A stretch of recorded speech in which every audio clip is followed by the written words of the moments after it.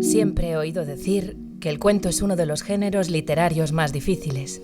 Y siempre he tratado de descubrir por qué la gente tiene tal impresión de lo que considero una de las formas más naturales y básicas de la expresión humana. Al fin y al cabo, uno comienza a escuchar y a contar historias ya en la primera infancia, y no parece haber nada demasiado complejo en ello. Sospecho que la mayoría de ustedes se habrá pasado toda la vida contando historias, y sin embargo aquí están, ansiosos por aprender cómo se hace. Supongo que las cosas obvias son siempre las más difíciles de definir. Por mi parte lo tengo claro. Un cuento compromete, de modo dramático, el misterio de la personalidad humana. Flannery O'Connor. Welcome to Carne Cruda, the album. Join us for danger, excitement, innovations. Emitiendo desde la República Independiente de la Radio. Javier, ¿por qué no te has sentado en tu sitio? ¿Por qué te has sentado en el mío? No lo sé. ¿Por qué he empezado yo a presentar el programa y no tú? No lo sé. ¿Estás bien? No sé. ¿Qué te pasa? No sé. A ver, ¿ha pasado algo?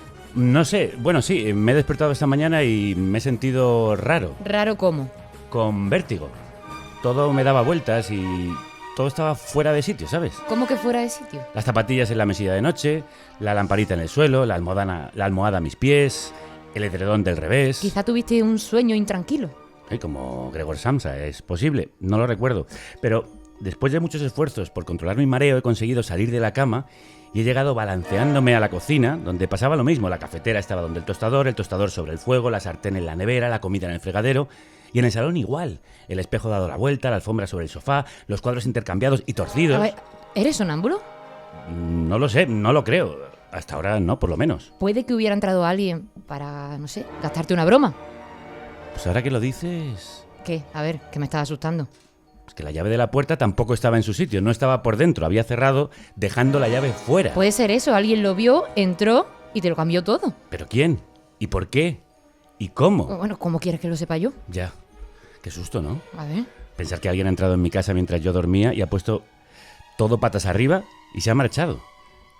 Quizá eso explique mi mareo. La sensación de que todo se movía porque todo estaba fuera de lugar. Quizá, no sé. El misterio de la personalidad humana que decía Flannery O'Connor sobre el relato. Hablemos de eso, de lo que hemos venido a hablar, que se me quite el miedo del cuerpo. Venga. Hoy han venido a contarnos cuentos Marta Jiménez Serrano, que ha sido uno de los últimos fenómenos literarios con su pedazo de libro de relatos No todo el mundo. Clara Obligado, una de las maestras del cuento, argentina como algunos de los mejores autores del género en castellano, Jorge Luis Borges, Julio Cortázar, Silvina Ocampo, Mariana Enríquez, Samantha Schweblin. Y uno de los grandes cuentistas españoles, Eloy Tizón, autor de Velocidad de los Jardines, el hito en la historia reciente del relato de nuestro país. Decía Chekhov, otro gigante del cuento, que la brevedad es hermana del talento. Y a nosotros nos está quedando un poco larguita esta introducción. Sí, bueno, es que me han pasado cosas, ¿sabes? Ya lo has contado, no has contado la más importante. ¿Cuál? Que hoy, 22 de febrero de 2024, se publica tu primera novela, La caída del imperio. No me hables, no me hables, no me hables. ¿Por qué? Pues no sé, todo ha empezado a moverse, a girar, como esta mañana. Y además, que no he venido yo a hablar de mi libro. Muchos años después, en un lugar de la Mancha de cuyo nombre no quiero acordarme. Había una vez un principito que habitaba un planeta apenas... Vine a Comala porque me dijeron que acá vivía mi padre. Coronel Aureliano Buendía, y que tenía necesidad de ir. Mi madre me lo dijo. Tomo. Y lomo. Qué raro. ¿Otra vez? ¿Qué raro qué? ¿Qué te pasa? Que aquí también falla algo, falta algo, no está todo en su sitio. Silvia Aranclares, Tomo. ¿Dónde está Silvia Herreros? Lomo. No lo sé, queridos. ¿Pero va a venir? No lo sé. ¿No le habrá pasado algo? Que no lo sé. Qué misterioso. ¿Pero no la ha llamado? ¿No te ha llamado? Solo me ha mandado un mensaje. ¿Y qué decía? Que cuando crees que todo está en orden, puede llegar una ráfaga de viento que abra la puerta de golpe y lo desordene todo y hay que darse tiempo para recolocarlo. Qué enigmática. A lo mejor te estaba escuchando. O también tiene vértigo. O quizá esté cumpliendo con la primera norma de un gran relato, Javier, que su principio, por tono, atmósfera, personaje o aparente sencillez, despierte la curiosidad del lector. Vamos, que suponga una pregunta. Pues la pregunta se la voy a hacer a una cuentista excepcional que ha escrito un libro maravilloso. Marta, ¿estás de acuerdo con que un cuento siempre debe empezar con una suerte de enigma o eres de las que piensan que no existen las normas? Bueno, 50-50, ¿no? Yo creo que un poquito de intriga, un poquito de que en el primer párrafo el lector diga, bueno, ¿por dónde vamos a salir? ¿Qué va a pasar aquí? Creo que está bien, ¿no? Aunque, bueno, luego, como toda norma, se puede romper, pero... ¿No la va a presentar? Bueno, es que ya te he dicho que está todo hoy fuera de lugar, como un barco en una tormenta, en el que los objetos de cubierta van de un sitio a otro. Como Elo y Elo, la pareja de su relato Tenemos que dejarlo, que no solo se confunden por el nombre, a veces en el vaivén de su relación también intercambian el sitio y los malentendidos. Ella fuma desde los 17. Siempre Golden Virginia, siempre con el cipo plateado herencia de su abuelo Juan. El abuelo Juan fumaba en parte porque le gustaba y en parte por tocarle las narices a su hija. Y por eso empezó a fumar ella, porque quería parecerse al abuelo Juan y por tocarle las narices a su madre. Él fuma desde los 21. Comenzó con el Erasmus porque una chica le ofreció un cigarro en una fiesta y tuvo que decir que sí. Al principio fumaba Lucky Strike, hasta que se pasó a Pueblo, cuando todo el mundo empezó con el tabaco de liar. Luego volvió a Lucky una temporada, le parecía más higiénico. Y ahora fuma Drum Oscuro, pero los lleva todos ya liados en una pitillera. Al fin y al cabo, el de liar es mucho más económico. El gesto es simple. Ella alarga su brazo, horizontal dentro de la cazadora vaquera, y le ofrece su cipo encendido sin soltarlo. Él se agacha hacia la llama y hace pantalla con la mano para encender su cigarrillo. Es viernes y son las 11:30 pasadas y es la calle Valencia. Puede aparecer de pronto la electricidad por aquí. Con este cuento prodigioso en su estructura y estilo se abre No todo el mundo, el libro de relatos de Marta Jiménez Serrano. Muy bien. Publicado por Sexto Piso, que está arrasando y ha sido finalista de los premios Libro del Año según las librerías de Madrid. Así me gustan las presentaciones como Dios manda, sigamos. Sí, venga, dale. Venga, dale, voy, Sile, dale, entro. Marta nació en Madrid en 1990, es autora del poemario La Edad Ligera, publicado por Rialp en 2021. Fue accessit del premio Adonais 2020, o sea que tiene un pasado o un presente de poeta. Y, por favor, autora de la novela Los Nombres Propios, publicada también por Sexto Piso, como su libro de cuentos No todo el mundo, que lleva ya, Marta, 6 ediciones. O sea, ¿te esperabas esto? No me esperaba nada de lo que ha pasado con este libro. Siempre en España al menos funcionan peor los relatos que la novela, ya que estamos hablando del género. Y ha sido todo muy felizmente insospechado, la verdad. ¿A qué crees que se debe ese éxito? ¿Por qué crees que haya conectado de esa manera? No lo sé, yo si lo supiera... lo repetiría. Claro, no, es muy misterioso. Bueno, ¿pero qué te dicen? Hablando de misterios, ¿sí? ¿Qué te dice el misterio del alma humana cuando leen tus cuentos? Bueno, yo creo que el tema interesa muchísimo. ¿El tema es el amor? El tema es, sí, y el desamor, y la relación de pareja y todo eso, y he recibido verdaderas preguntas de angustia, de ¿pero entonces el amor existe o no? Casi me agarran por las solapas. Entonces yo creo que el tema interesa y creo que también hay cierta unidad en el libro. Hay mucha gente que me ha dicho, a mí no me gustan los relatos, pero este libro sí me ha gustado. Todos son en Madrid, todos, creo que hay un mundo común en los relatos que también... Bueno, esa cosa del relato que hay que salir y entrar, pues lo ha facilitado un poquito, creo, pero no lo sé. Escuchábamos el principio de un relato donde los personajes Eloísa y Marcelo, Elo y Elo, en el que la narradora nos informa desde las primeras páginas de que es una relación que se va a terminar. ¿Por qué decide romper ese suspense y cómo consigue, sin embargo, mantener el interés? Bueno, yo quería justamente transmitir esa sensación que todos hemos tenido de...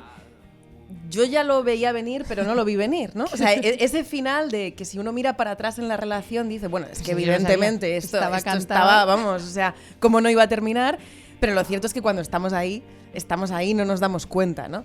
Entonces, en ese relato juego mucho con el tiempo precisamente para dar esa doble sensación de yo ya lo sabía, pero no lo sabía y no sé cómo he llegado aquí. Y esta persona me gustaba y ahora no entiendo por qué me gustaba. Es uno de los muchos juegos que hay en la novela con los narradores, nos encantan todos esos juegos que haces, que van cambiando según la historia. Me interesa especialmente el narrador súper omnisciente que sabe el futuro de los personajes y se lo adelanta al lector en ese cuento, rompiendo en cierto modo la cuarta pared y la convencional distancia con quien lee, con el lector al que de pronto te acercas muchísimo con ese recurso. ¿Para qué sirve? ¿Por qué decidiste hablar así en ese primer cuento? Bueno, yo creo que hablas de los narradores y he hecho todo el rato juegos de perspectivas, ¿no? Una relación de pareja al final son dos perspectivas que se juntan, pero también más, ¿no? Porque todos hemos sido testigos, en tanto que amigos o familiares, de otras relaciones de pareja. Y yo quería que el lector fuera un testigo más. De hecho, otra cosa que me han dicho es que el libro se parece a estar sentado en una terraza de un bar y elucubrar de, estos se acaban de conocer, son una cita Tinder, se están dejando, ¿no? Y eso me gusta mucho. Yo quería poner al lector un poco de voyeur ahí de estas relaciones. Sí, uno de los puntos claves es el punto de vista, ¿no? Cómo lo vas cambiando y a veces tenemos la doble versión de una misma historia. A mí me encanta cómo trabajas también con el lenguaje porque es literatura que no parece literatura. Y creo que esa es una de las claves. Creo que mucha gente que a lo mejor no es muy lectora, gente muy joven, creo, ¿no? Que se ha acercado al libro de relatos. A mí es que me interesa muchísimo la sencillez, que me parece muy compleja, la verdad.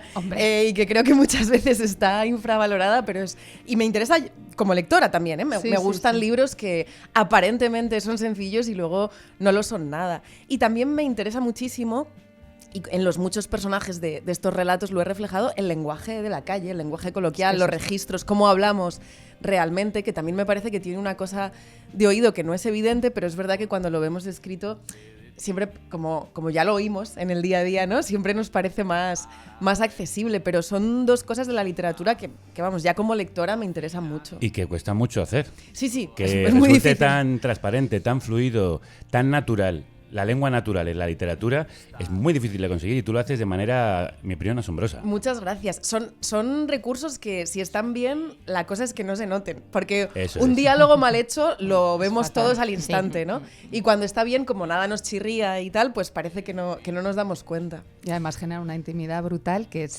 fantástica para hablar de lo que hablas, que es el amor. Hola, ¿qué tal? Perdona que te interrumpa un momento. Ahora mismo te dejo seguir con el programa. Espero que lo estés disfrutando porque para eso lo hacemos. Pero, como sabes, Carne Cruda solo es posible por los oyentes que lo hacen posible. Así que si no eres productor o productora, te animo a serlo en carnecruda.es. Es muy fácil. Entras allí y puedes hacer una donación a través de PayPal o una transferencia bancaria. Y ayudas a que contenidos como este sigan adelante. Te dejo seguir con el programa. Que lo disfrutes. El amor es el hilo conductor de esta colección de 14 relatos. Vamos a escuchar otro fragmento del relato Colega. Miedo, tengo miedo. El miedo al amor es como el miedo a los gatos, a la sibilina imprecisión del silencio, a la felina predisposición al capricho, el miedo a que se te suban encima de repente sin avisar, las pisadas mitigadas por la almohadilla suave de sus patas, a que se te acerquen, se te instalen, te acaricien, ronroneen y entonces, cuando ya te has acostumbrado a su calor y su forma, sin dar explicación alguna, se vayan. Mucho miedo. El miedo a la reacción propia ante la compañía ajena. El miedo a que el sofá y la cama y la bañera se llenen de pelos. El miedo a que te miren fijamente con esos ojos felinos como si supieran algo de ti que tú no sabes. Pero ¿qué es el amor sino descubrirse a uno mismo ante la compañía ajena? Que te miren fijamente como si supieran algo de ti que tú no sabes. Que el sofá y la cama y la bañera estén llenos de pelos. Qué grande. Qué maravilla. Bueno, ya lo veis, no todo el mundo es una disección aguda, audaz, divertida, punzante de las relaciones sentimentales en el siglo XXI. ¿Cuánto han cambiado desde los tiempos de nuestros abuelos, Marta? Mucho. Para que hayan pasado solo 2 generaciones, han cambiado muchísimo, ¿no? Es que nuestros abuelos no se podían divorciar durante gran parte de su vida, las exparejas no existían, la contracepción a ratos, pero no estaba tan democratizada, la mujer no estaba incorporada al mercado laboral y todo esto afecta, claro, muchísimo a la pareja, ¿no? Entonces ha cambiado mucho, pero claro, venimos de esa herencia, ¿no? Y esa herencia son siglos y siglos de historia cultural y está también muy consolidada, ¿no? A mí me han dicho que a veces los personajes de este libro se creen más modernos de lo que son, cosa que me da mucha ternura. Y yo creo que es porque estamos todos mirando hacia un lugar, pero irremediablemente venimos de donde venimos también, ¿no? Y eso no nos lo cargamos en media hora. Luego, además, en tu relato hablas de temas y de situaciones que podrían ser lugares comunes y luego, sin embargo, le da una originalidad, un destello muy único. ¿Cómo consigues convertir esas escenas tan cotidianas, tan mundanas, en algo que digas, joder, soy yo, o que te lleve a algo más profundo? Muchas gracias. Yo creo que funciona mucho el detalle. Yo no pienso en que nadie se identifique cuando estoy escribiendo, pero yo sí tengo la sensación en este libro de haber puesto como una lupa, un microscopio ahí en la realidad cotidiana, ¿no? Y ver qué me devolvía ese microscopio, porque al final las relaciones de pareja están en los pequeños gestos, todos hemos discutido por algo que no era realmente aquello por lo que estábamos discutiendo, todos parecía que lo hemos dejado por un motivo y en realidad era otro, ¿no? Entonces, si ponemos la lupa y vemos los motivos que están por debajo, pues esto me parecía muy interesante. Y luego está la tremenda ironía con la que hablas, la retranca que usas para hablar de la infidelidad, de la diferencia cómo la diferencia en clases sociales también marca a las parejas, de las parejas abiertas, el poliamor. Precisamente el título No todo el mundo es de lo más irónico ya. Dices, no todo el mundo le es infiel a su pareja. Pero vamos a ver, leyéndolo, una piensa, sí, todo el mundo. Sí. O sea, sí, es un poco la idea, ¿no? Yo creo que todos nos sentimos súper especiales y únicos cuando nos enamoramos. Nadie ha vivido una historia como la nuestra. Tu amiga dice que también está enamorada, pero tú lo estás más. A mí no me va a pasar. A mí no me va a pasar, mi novio es distinto. Sí. Y claro, todos somos iguales, ¿no? Y esto... bueno, todavía quedan retazos de esa cosa del amor como una magia que nos invade y que nos hace únicos. Y no, todos nos enamoramos muy parecido, nos desenamoramos muy parecido. Y usos amorosos de la posguerra española me lo había quitado Carmen Martín Gaite, porque si no lo habría llamado usos amorosos del siglo XXI. Y entonces le puse de la no pospandemia española. Claro, no todo el mundo, que es sí todo el mundo, claro que todo el mundo. Y tú también, sobre todo tú también. Marta, ¿por qué elegiste el formato relato para precisamente hablar de esto? Bueno, yo creo que como me interesaban mucho esas perspectivas distintas, el relato me permitía tener diferentes conflictos, diferentes personajes, diferentes narradores, ¿no? Y luego, aparte, como precisamente los conflictos son cotidianos, era difícil que dieran para una novela, ¿no? La novela necesita un poco más de conflicto. Y claro, lo que ha hecho la literatura ha sido siempre un poco tramposo, porque el chico conoce chica no tiene conflicto en realidad. Y lo que hemos hecho es ponerle un conflicto externo, ¿no? Está ya en medio de la Segunda Guerra Mundial, nuestras familias se odian. Y yo creo que si yo quería irme a la lupa de lo cotidiano, necesitaba historias más sintéticas. ¿Qué es lo que hace para ti un buen cuento? Qué ¿O difícil. cómo se escribe un buen cuento? Qué difícil. Que tú has escrito muchos. Gracias, no lo sé. Yo creo que sí tiene que haber algo que te deje pensando y cierta sensación de que ahí sí había una historia, ¿no? Que no tiene por qué tener la estructura canónica del cuento clásico, pero a mí me molesta mucho cuando un cuento termina y digo, no sé si podía haber un párrafo más o un párrafo menos, ¿no? Como que a veces yo sí que valoro esa sensación de, sí, aquí ha pasado algo, no tiene por qué ser algo estructurado de una determinada manera, o tal, pero como, sí, aquí había algo. Igual todavía no sé qué y a veces ese relato se te queda dando vueltas en la cabeza, pero había algo ahí unitario, ¿no? De hecho, de eso que decías, de si sobra o falta un párrafo, hablábamos antes de entrar, es el arte de la precisión. Sí. Ni sobra ni falta nada. A mí esto me dejó muy agotada, ¿no? Porque comentábamos precisamente que en una novela hay valles y un día puedes escribir una escena de transición que no... Pero claro, en un relato, si un párrafo está mal, igual es el 10% del texto. Entonces...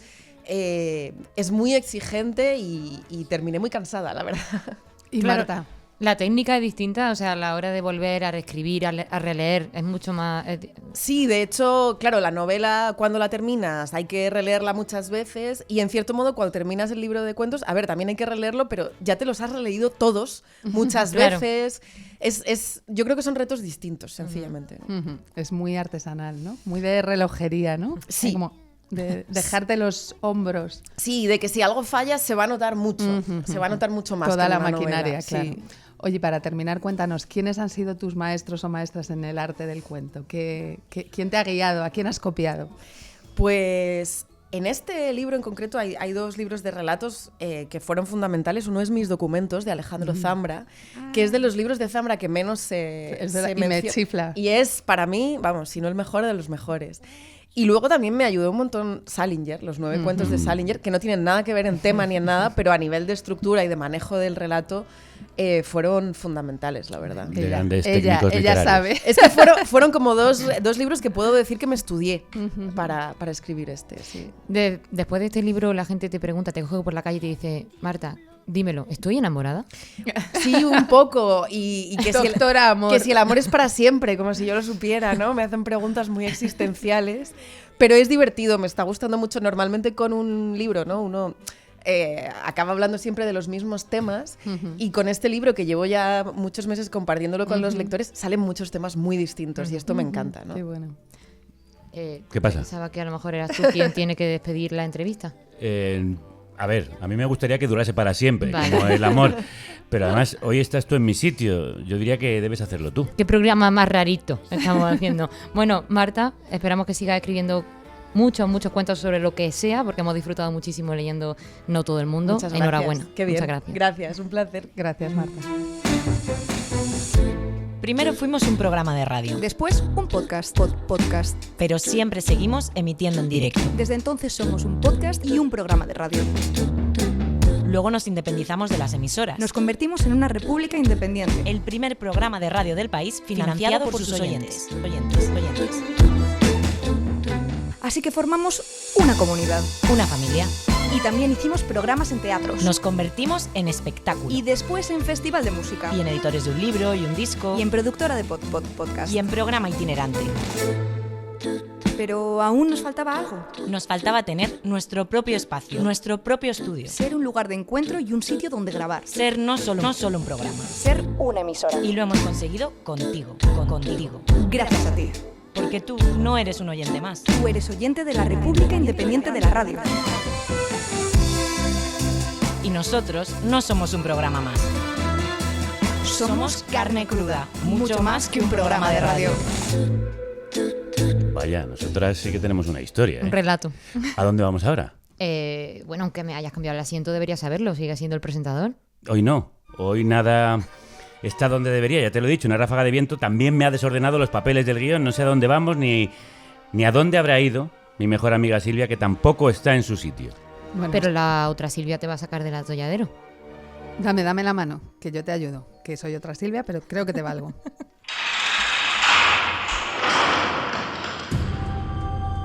Vis a vis. Un cara a cara literario. Un encuentro íntimo. Bueno, vale que me siento raro, pero tampoco estoy para que me encierres. Bueno. No, Sí. tranqui. Es que como veo que necesitas que todo vuelva a su sitio, vamos a hablar vis a vis con uno de los grandes del relato en España, en castellano, para que ponga un poco de orden en el arte de escribir en corto. ¿Ese hombre al otro lado del cristal es Eloy Tizón? Correcto, un autor imprescindible del llamado Nuevo Cuento Español, donde marcó un hito con su libro, que antes has mencionado, Velocidad en los jardines, en 1992. Además, ha escrito 3 novelas y es autor de otros 3 libros de relatos, Técnicas de iluminación, Parpadeos y el muy reciente Plegaria para pirómanos en la editorial Páginas de Espuma, al que pertenece este Grafía.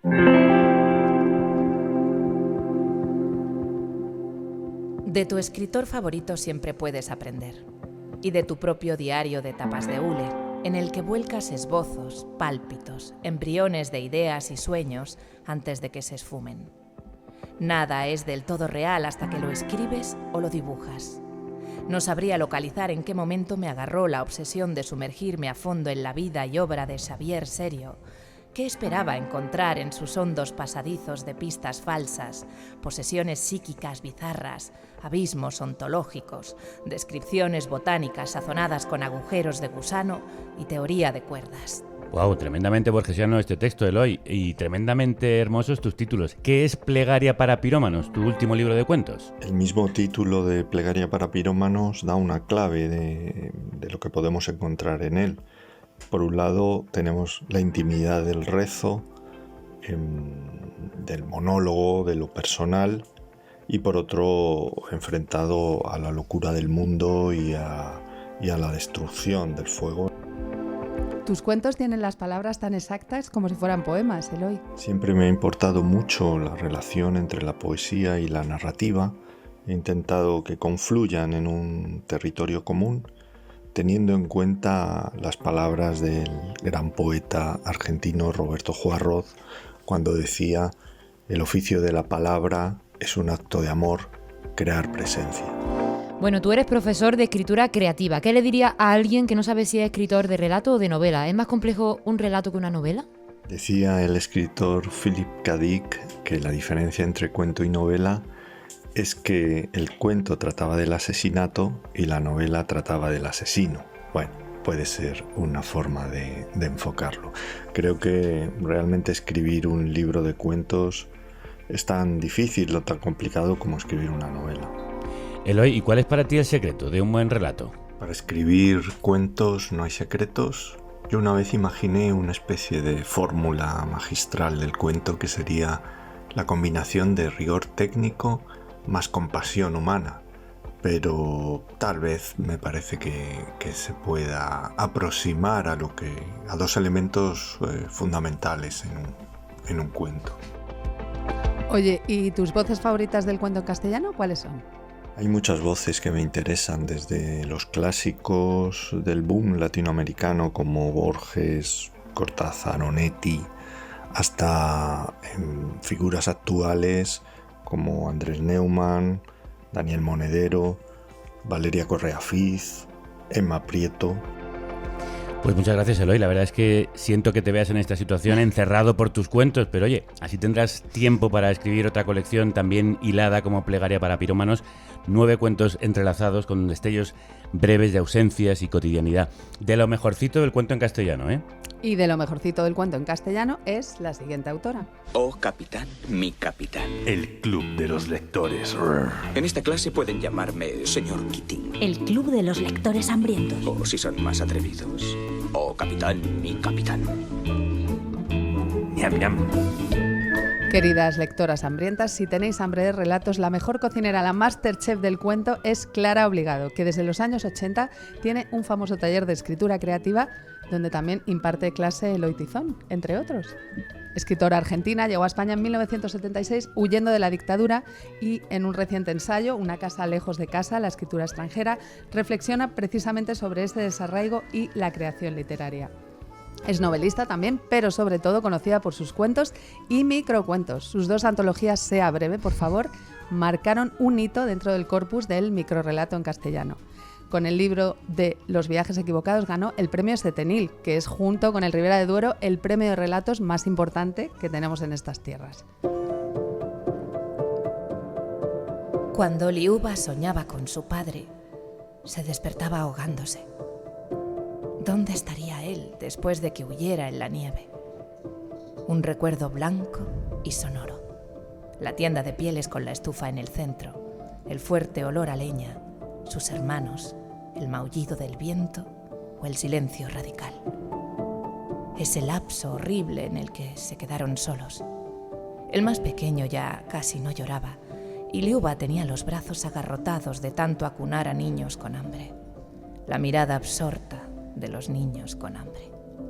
Según la tradición, los pastores de reno se hacen cargo de los pequeños que quedan huérfanos, pero aquel invierno fue tan severo que nadie se pudo acercar y tuvieron que rescatarlos con helicópteros. Liuba corrió con un pañuelo rojo para señalar dónde estaban. Un pañuelo rojo, como esa primera sangre que su padre le había arrancado. Luego el hospital, el orfelinato, las casas de acogida. Huía. Lo que había pasado era un tormento silencioso que nunca dejaría de suceder.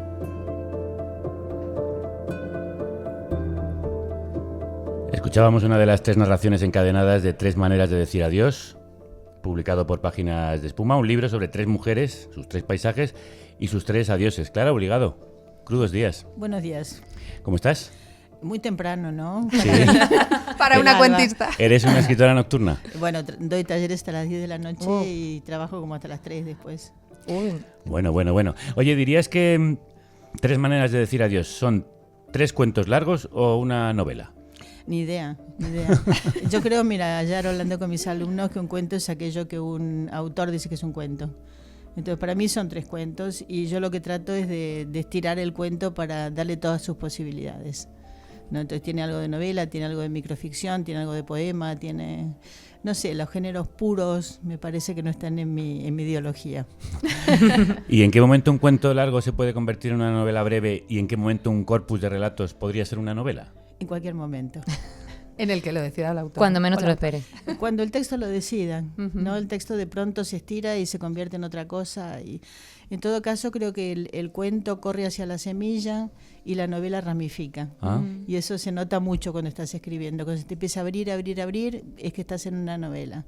Y cuando todo va al centro o al ombligo, es que estás en un cuento. ¿Y eso te lo va diciendo el propio tema? El cuento. Yo creo que lo que los autores pensamos es poco importante. Lo que importa es lo que piensa el cuento mismo. Qué gráfico eso, ¿eh? La semilla y la rama. Qué titulares, ¿eh? Llega aquí, 10 de la mañana, venga. A ver, lleva haciéndolo un montón de años. Es la que más sabe, sí. Es la maestra. ¿Y por qué quería hablar de los adioses? ¿Una forma de despedirte de algo? ¿A qué le dices adiós? Será la edad, supongo. Mira, lo primero que pensé en este libro fue el título. Y luego tuve un problema, claro, porque tenía que despedirse, todos los personajes al final se tenían que despedir. Y fue muy interesante, ¿no? Partir de una especie de consigna de taller, casi. Escribo un libro cuyo título sea, ¿no? Y eso fue lo que me organizó. Y creo que el adiós es algo importante, porque todos nos despedimos de algo en algún momento de la vida, ¿no? Y luego nos despedimos de la vida también. En él nos hablas también del linaje, de las herencias, de lo que queda después de haber vivido. De los nietos. De los nietos, eso es. De las semillas. De las semillas, que vamos hacia la semilla. ¿Dirías que es un libro optimista o pesimista, Clara? Bueno, yo soy un optimista radical, pero no soy idiota. Claro. No me etiquetéis. Sí, no, que hay un punto, ¿no? Yo creo que si algo le critico yo al pensamiento progresista en este momento es la pérdida de la utopía. Creo que sin utopías es muy difícil construir nada, ¿no? Entonces yo sí tengo una postura optimista, pero veo lo que está pasando también, ¿no? Es un optimismo basado en la realidad. ¿Y crees que la literatura puede darnos esa esperanza? Por supuesto. O sea, creo que no lo cree, no sé, muchos gobiernos no lo creen que la cultura no tiene importancia. La cultura es lo que nos puede dar la esperanza, justamente. Es la posibilidad de pensar. Bueno, es la literatura la que crea las utopías, sin duda alguna. Obvio. Yo me desarrollo y me defino como tú, como un realista esperanzado. Sí. Oye, este libro compendia muchas de las cosas que contiene tu obra. El ensayo, la carga poética y, por supuesto, la precisión del relato. ¿Es tu manual de escritura?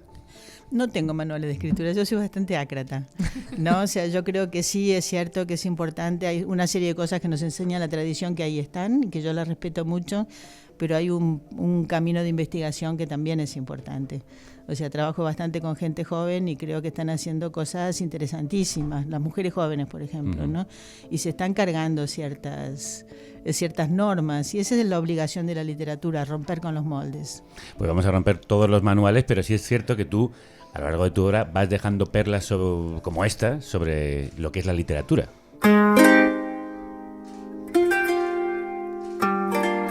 No puedo dejar de comparar la escritura con la naturaleza. Mis estrategias literarias se acercan cada vez más a ella. Es la dueña de una economía impecable. Todo se reutiliza y lo que muere se convierte en abono. La tensión de los textos, esa necesidad primordial de contacto y palabras. Esto escribía en Todo lo que crece, un ensayo en el que reflexionas sobre dos de tus temas esenciales, que son la escritura como escritora en tierra extraña y la relación de la escritura con la naturaleza. ¿De qué manera te marcan la tierra y salir de tu tierra? Bueno, yo creo que la experiencia de ser extranjera, y más en mi caso, yo fui una extranjera de manera violenta. O sea, no una extranjera que decide llegar a España porque piensa que esto es el Dorado. Yo no pensaba eso. No era el Dorado tampoco, ¿no? Entonces, eso es la pérdida de la tierra, es la pérdida de las raíces, que te hace reflexionar mucho, ¿no? Yo me siento extranjera, no me siento ni española ni argentina. ¿Aún hoy? Sí, por supuesto que aún hoy. Cada vez más, cada vez más, sí. Trabajo en esa no frontera, que es la que me gusta, ideológicamente es la que me gusta. Y por otro lado, cada vez voy enraizando más en la tierra, ¿no? O sea, voy pensando más el planeta a partir de sus raíces, pero sus raíces vegetales, que es otra cosa, ¿no? Creo que es el pensamiento que nos hace falta y que no está desarrollado suficientemente. ¿Y se parece mucho la escritura a la botánica? Es lo mismo, es lo mismo. Tú plantas, crece solo casi y lo vas podando. Eso es un buen cuento. Bueno, mejor definición imposible. Otro titular. Un día jardinero tengo. Bueno, ¿os parece que veamos otras perlas y semillas que nos han dejado algunos maestros y maestras? ¿Te parece que hagamos, Javier, una clase, un taller corto, de escritura corta? Bueno, después de perlas como estas, claro, sí. De Seguimos, todas maneras, seguimos. además, tú mandas. Aquí es manda verdad. hoy cualquiera Venga, menos sí, yo. Vamos, tío. A ver, Clara, queremos comentar contigo algunas claves sobre el relato tomando ejemplos de grandes maestros y maestras. Queridas alumnas, sacad papel y lápiz, apunte en fuego. 6 ingredientes que se necesitan para construir un buen cuento. 1. Edgar Allan Poe, la potencia del narrador. Es cierto. Siempre he sido nervioso, muy nervioso, terriblemente nervioso. Pero ¿por qué afirman ustedes que estoy loco? La enfermedad había agudizado mis sentidos en vez de destruirlos o embotarlos, y mi oído era el más agudo de todos. Oía todo lo que puede oírse en la tierra y en el cielo. Muchas cosas oí en el infierno. ¿Cómo puedo estar loco entonces? Escuchen y observen con cuánta cordura, con cuánta tranquilidad les cuento mi historia. El corazón delator. Impresionante, como siempre, Edgar Allan Poe. Clara, ¿qué importante es quién y cómo narra la historia? ¿Y eso cómo se elige? Bueno, es fundamental. Quien narra la historia no es el autor. Quien narra la historia es un personaje, ¿no? Entonces, elegir esa óptica es fundamental. Yo en mi libro trabajo 3 ópticas. Yo, tú, él, ella, ¿no? Entonces, esa decisión es una decisión que determina la historia. Tú lo sabes, cuando alguien se separa, quien cuenta la historia es fundamental. Serían como 2 historias que no coinciden y el hecho es el mismo, ¿no? Lo importante es el punto de vista. Claro, ¿y cómo tomar esa decisión? Hombre, con mucha dificultad, ¿no? O sea, a veces te equivocas, pones en primera persona aquello que debería estar en tercera. Los autores somos muy narcisistas, tendemos a la primera persona que suele ser la más difícil y la más equivocada. Precisamente por eso. Otro titular. Apunten. Bueno, Sigan vamos apuntando. con el segundo. Sí, vamos con el segundo. Antón Chekhov, 2. Mostrar en vez de narrar. No me digas que la luna está brillando. Muéstrame el destello de la luz en los cristales rotos. Esto vale para toda la literatura, pero más especialmente para el cuento, que es el arte de la sutileza. ¿Qué significa mostrar en lugar de narrar y cómo se hace eso? Muestra, no digas. No, es fundamental. O sea, ningún consejo es absoluto. Porque Claro. Convertir en absolutos los consejos es equivocarse y es convertir la literatura en una piedra. ¿No? Antes me decían que estaban haciendo un bloque con Eloy Tizón. Me hizo mucha gracia el comentario de bloque, pero no hagamos un bloque con los cuentos, ¿no? Por supuesto que este consejo de Chekhov es central. Yo a veces le digo a la gente del taller, cuenten como si pudieran filmar. No es un consejo que sirve, pero como todos los consejos no sirve siempre. Wow. Bien. Bueno, vamos con el tercer ingrediente. 3. Julio Cortázar, elegir bien el tema. Un buen tema tiene algo de sistema atómico, de núcleo en torno al cual giran los electrones. Y todo eso, al fin y al cabo, ¿no es ya como una proposición de vida? Una dinámica que nos insta a salir de nosotros mismos y a entrar en un sistema de relaciones más complejo y más hermoso. Un compatriota tuyo y uno de los mitos del cuento, Cortázar. ¿Cómo se elige el tema, Clara? ¿Y cómo sabes que es un buen tema? Mira, como siempre, Cortázar seduce y suena bien. Pero no siempre sí. Le va a caer cierto. un palo, ¿eh? Sí, no estoy Prepárate, de acuerdo. Julito. Yo creo que, bueno, me encanta Cortázar, con el mayor de mis respetos, ¿no? Espero que hayas traído alguna cita de alguna chica, no es por nada, pero bien. Sí, Viene, sí, viene, ahora viene. viene, ahora viene, ahora viene. Ya estaba Viene, preocupándome. claro. ¿No? De hecho, vamos a hablar mucho Es de que vamos chicas cronológicamente. contigo. Bien, me retiro mi crítica. Me parece que el tema en el fondo no es importante. El oficio de un escritor es cómo contar algo. Tú puedes hablar tanto de un camafeo, como hace Théophile Gautier, como de la Guerra de las Galaxias. Puedes hablar de lo que quieras mientras sepas cómo contar. Nuestro problema es cómo contar, no qué contar. Qué contar sería un problema más del periodismo, me parece, pero menos de la literatura. Hay autores donde lo que cuentan coincide con la manera de contar y ahí vamos, ¿no? Yo creo que los temas son privados, cada uno tiene el suyo y son todos interesantes mientras estén bien contados. Creo que estamos preparadas para ir al cuarto ingrediente. Vamos con la primera maestra, Catherine Mansfield, Bien. el personaje. A pesar de sus 30 años, Berta Young tenía momentos como este de ahora.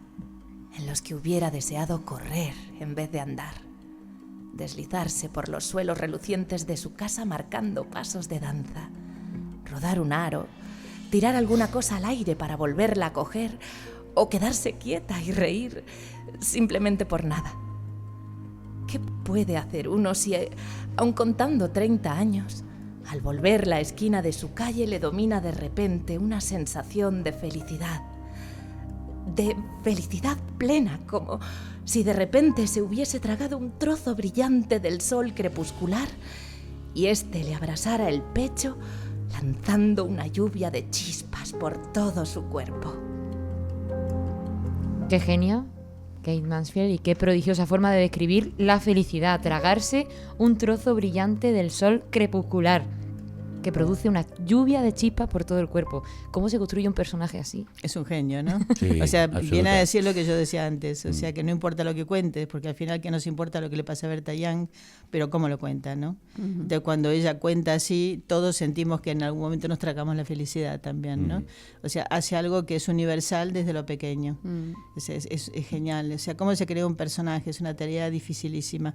Yo creo que básicamente con tu sangre, pero con la experiencia de los demás, una especie de mezcla, ¿no? Siendo un medium también, ¿no? De lo que... Yo creo en la escritura del medium, básicamente creo que es algo que te atraviesa porque tienes una sensibilidad que yo no llamaría especial, sino desgraciada. Y es mejor dedicarse a otras cosas, ¿no? No te queda otra. La cadena, ¿no? Sí. Que decía Capote. Claro, caes en... algo te atraviesa y se convierte en página y se convierte en historias. Es fascinante también, ¿no? Bueno, pues seguimos echando ingredientes suculentos al plato. Borges, la estructura. Un buen texto, como la vida, debe ser un laberinto dentro del cual transitamos con el fin de buscar la verdad y revelársela a otros. Otro argentino universal y cuentista excepcional, Borges. A mí me parecen sus cuentos pura orfebrería de estructura, laberintos fascinantes, pero ¿cómo se hace un laberinto? Hay que ser Borges. Ni más ni menos. Sí, hay que ser Borges. Bueno, para el resto de mortales... El resto de los mortales no somos Borges, eso es lo primero que hay que aceptar, y para mí Borges es lo más, Sí, ¿no? O sea, para mí también. No puedo estar más de acuerdo que en cuentos estructura, básicamente estructura, no es algo que se opone a la realidad en cierta medida, ¿no? Es algo opuesto. Entonces, a mí me parece un autor fascinante en el que, bueno, yo lo tuve en la facultad, aprendí bastante con él, fui alumna de él. ¿Ah, sí? ¿Perdón? Sí. ¿Y qué te decía? Por favor, cuéntanos. Contanos. Bueno, no era tan divertido, porque la verdad es que le daba por recitar en anglosajón media clase, ¿no? Sí, eso era un poco penoso. Anglosajón antiguo. Sí. Pero yo creo que el Borges que a mí me enseñó está en sus cuentos.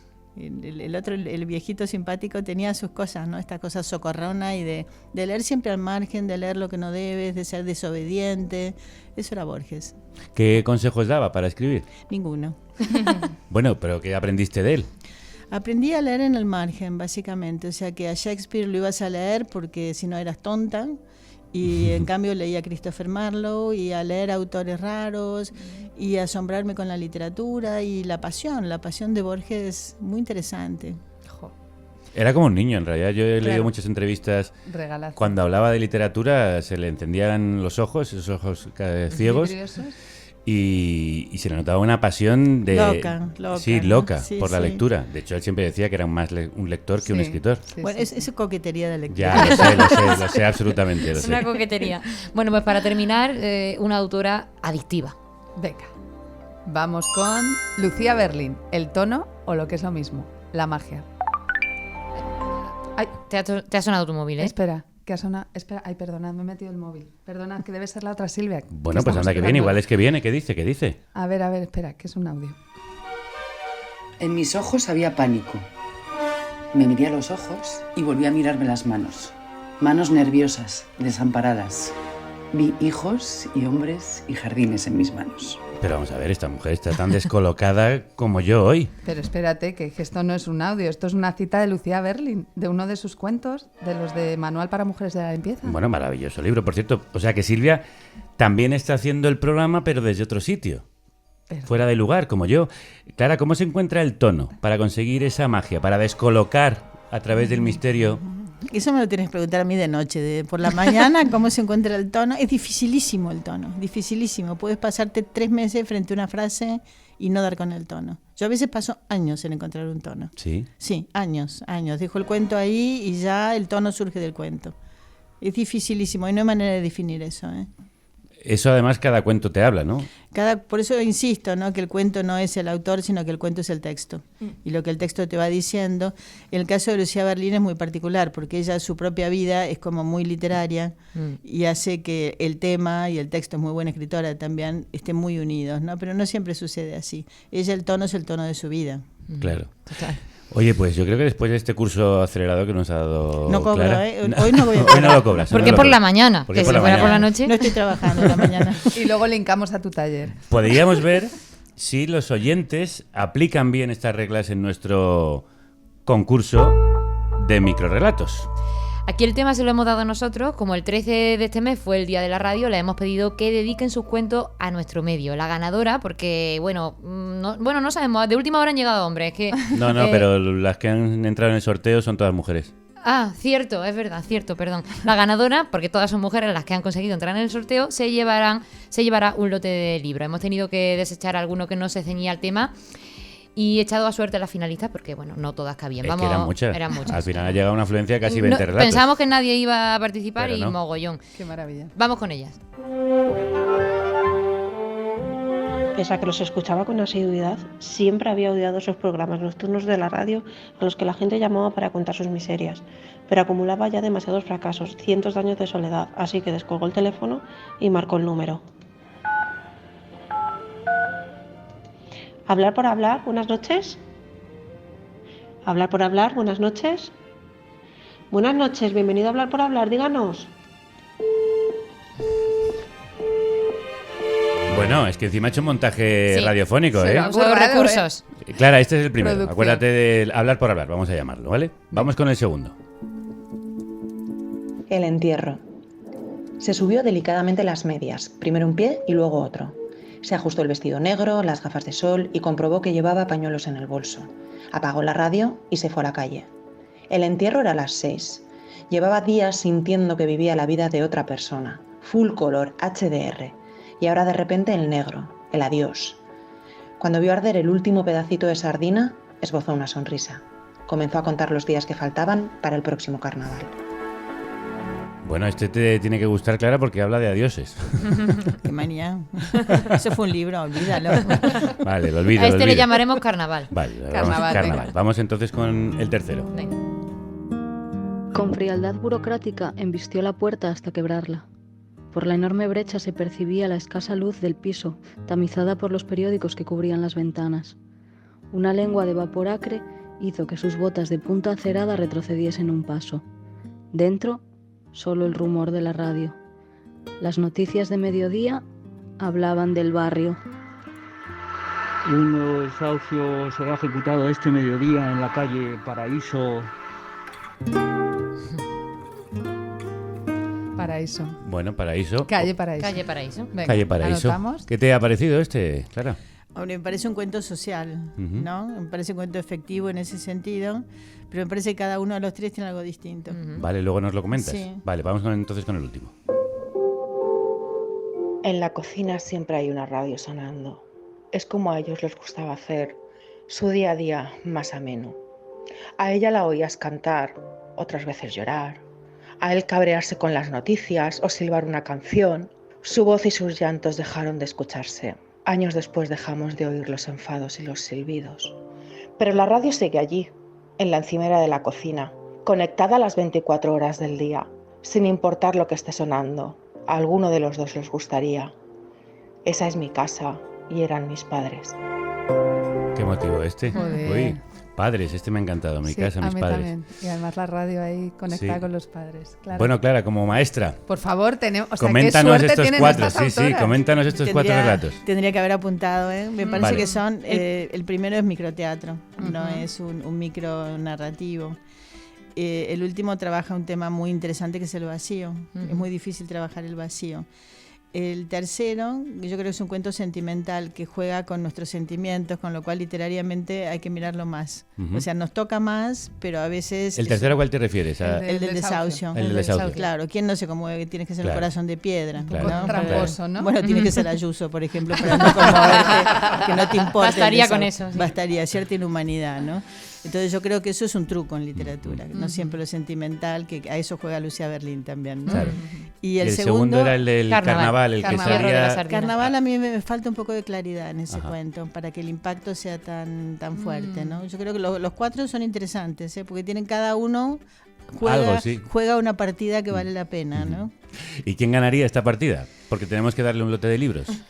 De Hablar por Hablar, Carnaval, Calle Paraíso y Mis Padres. Me tendrías que haber dado un papelito para apuntar. Yo le daría como efectivo, no porque me guste más, sino como efectivo Mis Padres. Creo que es el cuento más terminado. Bueno, pues ella se va a llevar un lote de libros, que tenemos además muchos aquí en la República Independiente. Bueno, pues a ver... Tenemos esa ovación para... No tenemos el nombre de la autora, ¿no? No, pero lo buscaremos oportunamente bueno. Y... Como sea alumna mía, tenemos un drama. Nepotismo. Cohecho. Bueno, Clara, volviendo a tu libro, a tu última colección de relatos, nombras y rindes tributo a Socorro Venegas y Mónica Ojeda, explícitamente. Y también, por favor, a otra gran maestra, como es la premio Nobel, Alice Munro, que bien podía haber estado. La adoro. ¿Puede haber alguien más grande que ella? ¿Qué voces nuevas, que antes hablabas que tú estás en contacto con gente joven, y qué voces consagradas estarían en esta receta tuya si tú hubieras tenido que sacar estas citas? Yo qué sé, esto por la mañana. Otra vez lo de la mañana. Tu cuento hoy es esto por la mañana. Se llama. Bueno, hay una clara receta para ser buen escritor, que es por la una receta sería no hagáis programas de literatura por la mañana. Y además se llama Clara, tenemos el personaje. Mira, Clara, que ha venido obligada.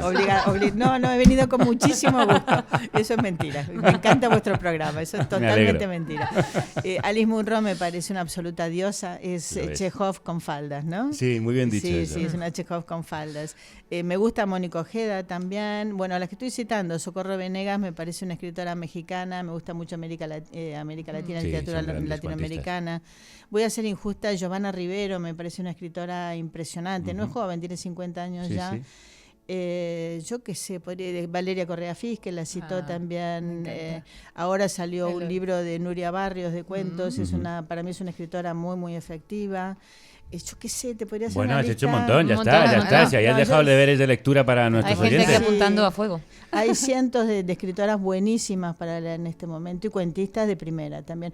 Yo recomendaría asomarse a Páginas de Espuma. Claro, ¿no? Bueno, sí. por favor. Donde ha publicado Clara, pero donde están publicando Eloy Tizón y muchos autores y autoras muy, muy interesantes. Clara Obligado, ha sido de verdad un honor tenerte en nuestra humilde clase de escritura creativa radiofónica de la mañana. Muchas gracias. Gracias, Clara. Hasta la próxima. A ver, esta música es como que si Javier estuviera otra vez mal. ¿Estás mal? Es que hay algo que me llevo preguntando todo el programa. ¿El qué?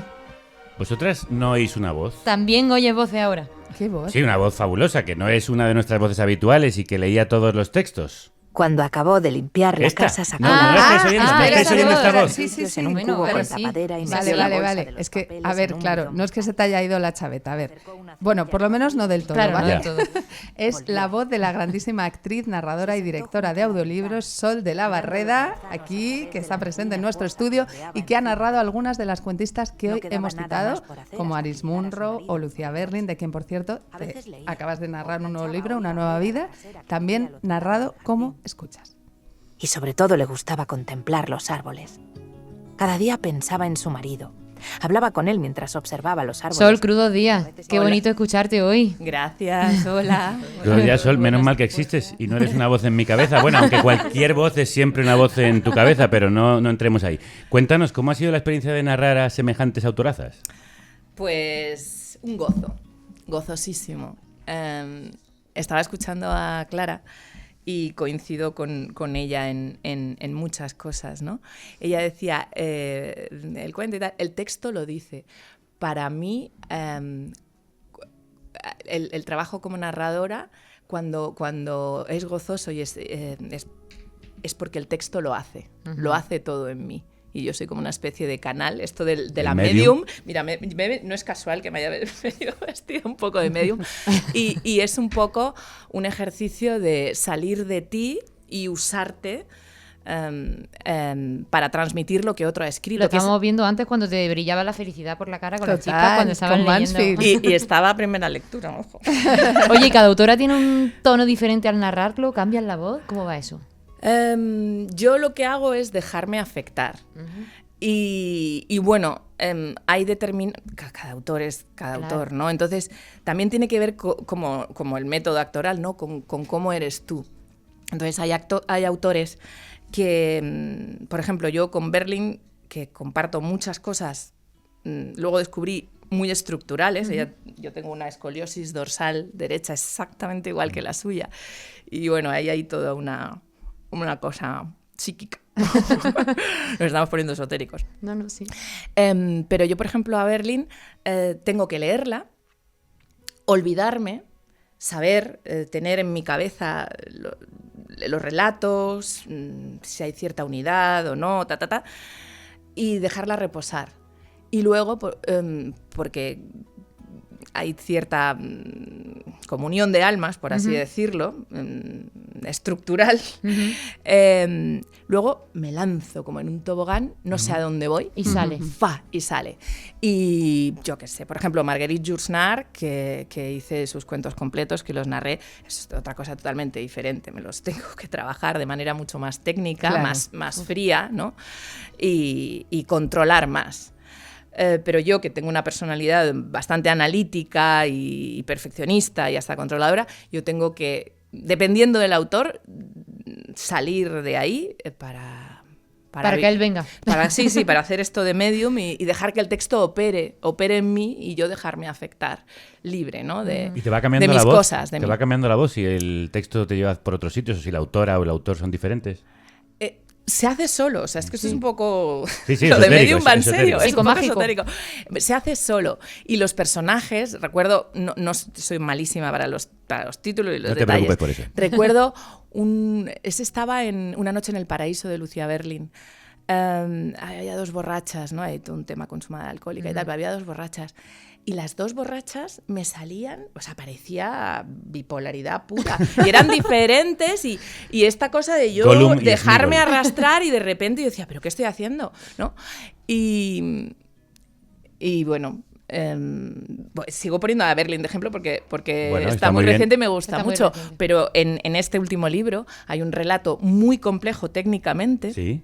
que es Centralita, en el que hay, no sé si 12 o 13 operadoras, cada una con su personalidad y 3 niveles de interlocución. Uno es cuando cogen el teléfono, el hospital no sé cuánto. Otro es cuando se giran y hacen el chascarrillo y cotillean entre ellas. Y otro cuando por megafonía, el doctor no sé cuántos, ¿no? Entonces cada una tiene una voz. Berlín es la número 9. Y ahí se nota perfectamente. Y luego está la supervisora. Y entonces eso es un cuento que yo pensaba, digo, bueno, tengo que tenerlas a las 12 en la cabeza y va a ser muy técnica la ejecución de esto, ¿no? Porque entrar, salir y hay 3 niveles. Y sin embargo me sorprendió porque ¡buah! Fue otra vez Qué brutal. dejarme rodar y no estaba siendo 12 técnica. personajes, señoras. O 13. Bueno, no sé cuánto. de esto de los audiolibros tú sabes algo también. Bueno, algo, pero tampoco mucho. Pero si te han narrado casi 400 páginas de tu novela. Bueno, sí, pero con la dirección, la muy buena dirección de Victoria Blasco. Pero tampoco me hables de eso, que es solo de recordar el esfuerzo físico y mental, la dificultad de narrar y de interpretar durante horas, cambiando el tono para adaptarte a los distintos personajes, escenas, emociones. Me vuelven a dar los vértigos. Ay, madre mía. Yo la verdad, Sol, no sé cómo puedes. Me ha parecido titánico y durísimo. ¿El qué? Narrar. A ver, Cansadísimo. agota. Es agotador. Yo salía de aquí hecho porque una piltrafa. Es total. Una porque piltrafilla. Es total. Yo me pongo ración extra de desodorante y salgo. Algún actor muy famoso me ha dicho, salía, porque las jornadas que tenemos son aproximadamente 4 horas, y a la hora y media salía y decía, no puedo más, esto es como un maratón. Digo, quiero grabarte porque yo llego a casa hecha una piltrafa y me dicen, hombre, mujer, toma vitaminas. Digo, no, aunque tome. No. es un ejercicio de concentración tan brutal. Brutal, porque además tienes que controlar tus propios ruidos fisiológicos, la dicción, o sea, Y como tú dices, cambiar de piel, entrar en muchos personajes, cambiar el tono, aunque sea ligeramente dar a entender al oyente que estás cambiando de Si ya contarle un cuento a un niño puede ser cansado. No me quiero imaginar... No, es que nadie se lo imagina, de verdad. Bueno, oye, antes de irnos, Sol, me estaba preguntando si a ti te gustaría, si querrías, si podrías ser la voz de uno de los personajes de mi novela en la lectura dramatizada que vamos a hacer el miércoles 28 a las 8 de la tarde en la Sala Sol de Madrid en la presentación del libro. Sol en la Sala Sol. Una pedida en directo. No me puede decir que no. Estás... ok, venga, claro, claro, no puedo negarme. Sí, ¿no? Tenemos un Muchas gracias por pensar en mí. Esto merece un aplauso. Vamos, gracias. Se viene Sol y se puede venir quien quiera porque asistir es gratis, reservando tu invitación en el link que tenemos fijado en nuestras redes, en Twitter y en Instagram. Y vamos a dejar de hablar de mi libro, que creo que me estoy mareando otra vez. Sol de la Barreda, muchísimas gracias por prestarnos tu gran voz para este pequeño programa. Gracias a vosotros por invitarme. Gracias, Sol. Take me out tonight, where there's music and there's people and the young and the light. Bueno, Silvia, hemos hecho un programa largo sobre el género corto, pero ha tenido todo lo que tiene que tener un buen cuento. Una pregunta inicial, una intriga, una atmósfera, una estructura y dos personajes con un misterio. El misterio del alma humana, que decía Flannery O'Connor. El misterio de la vida que descoloca las cosas de sitio. Pues sí, nos ha pasado. Sí.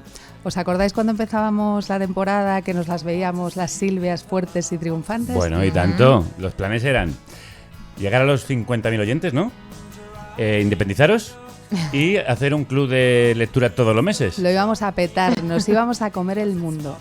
Pero en estos días hemos aprendido que no siempre somos dueñas de nuestro destino porque en cualquier momento puede venir algo que te cambie los planes de sitio. Una ráfaga furiosa de viento ha cerrado la puerta de momento y nos obliga a parar. Pero volveremos cuando las cosas vuelvan a estar en su sitio, que estoy convencida que van a volver a estar. Hombre, claro que sí, lo estarán, porque los vértigos se pasan, ¿eh? Te lo digo yo, que los he vivido antes. Díselo a Silvia de mi parte. Se lo digo. Uy, ¿y ahora? Mirad, nos acaba de mandar otro mensaje. Sigue haciendo el programa fuera de sitio. Y si os dais cuenta, hemos empezado el programa con el misterio de Flannery O'Connor y hablando de una puerta que se abría y se cerraba, y lo hemos terminado mencionando esto mismo, el misterio y la puerta. Es decir, hemos hecho una rima de principio y final, que es otra de las características de los grandísimos cuentos. Tú sí que eres grande. Toma ya, señora. Venga. Sí, señora. Así somos, Javier, y así es ella. Así ¡Ole! es ella. Pero esta historia no acaba aquí. No, ni Esto mucho continuará menos. en cuanto nuestra queridísima Silvia Herreros vuelva aquí a hacer un programa en su sitio. Eso será otro relato de esta maravillosa colección que es Tomo y Lomo. Silvia Nanclares, hasta muy pronto. Hasta muy pronto y espérate porque cuando volvamos volverás a cambiar de sitio porque te convertirás en entrevistado en lugar de entrevistador. Ajá. Que te debemos la entrevista de tu libro, no te vas a escapar. No, Silvia, no me hables, que me mareo. que me mareo. Hasta pronto. Hasta pronto. Pero aunque os vayáis por un tiempo, seguiréis brillando porque, como dicen los Smiths, grupo favorito de la otra Silvia, a la que hoy echamos de menos cantando, ¿verdad que sí? Pues como verdad, canta Morrissey, nos falta ahí los gallos. Nos faltan sus gallitos. Pues como canta Morrissey, hay una luz que nunca se apaga. Nunca.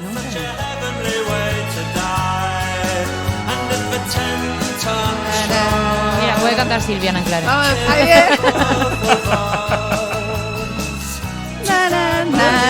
Ya tenemos la letra delante.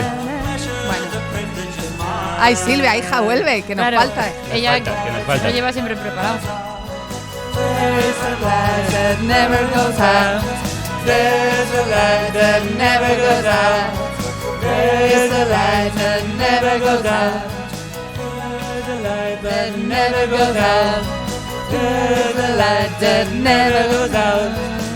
Me encanta cómo tararea Silvia. A falta de las lyrics. Cercanía y lejanía, va haciendo un efecto.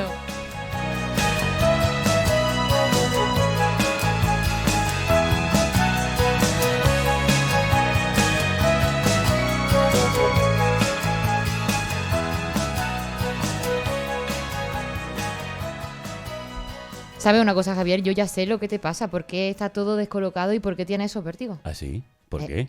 Evidente, por tu novela. ¿Ahora que lo dices? ¿No te acuerdas que lo tuviste cuando terminaste de escribir la primera versión? Es cierto. Que fue como si hubiera parido. Me dieron náuseas de parto. Esto es absolutamente real. Después de casi 9 años de embarazo. 9 años, ¿no? Pues ahora es cuando realmente estás saliendo al mundo y te da vértigo. Bastante. Vértigo a la caída. Ah, a lo mejor el título La caída del imperio era premonitorio. Eso ya no es cosa tuya. Tú has hecho tu parte. Ahora es como los hijos. Se pertenecen a sí mismos y a los lectores. ¿Y qué hago? ¿Cómo me quito este mareo? Déjaselo a ellos, a ella. Deja que eviten tu caída. Que te sostengan. Si me queréis, leedla. Lo van a leer. Le van a gustar. Les va a gustar. ¿Tú crees? Ya verás. No te dejaron solo con el programa. No te van a dejar solo con esto. Oye, que se ha ido. El vértigo. Mira. Ya no se mueve todo. ¿Ves? Estoy mejor. Claro. Mucho mejor. Me alegro. ¿Y sabes lo que voy a hacer en cuanto salga de aquí? ¿Qué? Irme a la librería Mary Read, que está aquí a la vuelta de la esquina, en la misma manzana, a ver si lo tienen. Venga, bien hecho. A disfrutarlo y a dejar de sufrir. Lo haré. ¿Me puedo ir ya? Si tú eres el director. Bueno, ¿sabes qué? Que me gusta que ocupe mi sitio mientras yo me ocupo de mi libro. Bueno, mira, te vamos a dar este precioso ramo para que salgas por ahí por la puerta. ¿Me habéis traído flores? Flores. Como una diva Como de la una canción. diva, para que te vaya a por tu novela y que la radio y la literatura te acompañen. Muchas gracias. Me voy a por mi libro. Ay, ahora la que tengo vértigo soy yo. ¡Hala! Si te ha gustado este contenido, ayúdanos.